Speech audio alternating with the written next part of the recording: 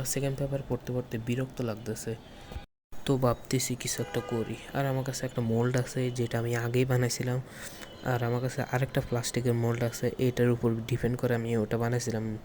কারণ আমি চাচ্ছিলাম যে কিছু কংক্রিট বা সিমেন্ট জাতীয় কিছু করতে। আর আমার কাছে যে পাউডারটা আছে এটা সিমেন্ট বা এরকমই হবে, এটা দিয়ে আমি চাচ্ছি বানাইতে। তো আমি এটা পানির সাথে গোলায় মিশিয়ে নিছি।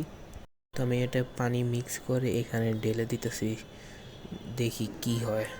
যদিও আমি জানি নিচে দিয়ে কিছু খারাপ অবস্থা, কারণ এটা আমি নিচে দিয়ে পর ঠিক করতে ভুলে গেছি বা করিও নাই। তারপর আমি এখানে কিছু মায়ের মধ্যে দিয়ে এটা ঠিক করতেছি যেন ভিতরের বাতাসগুলো চলে আসে উপরে।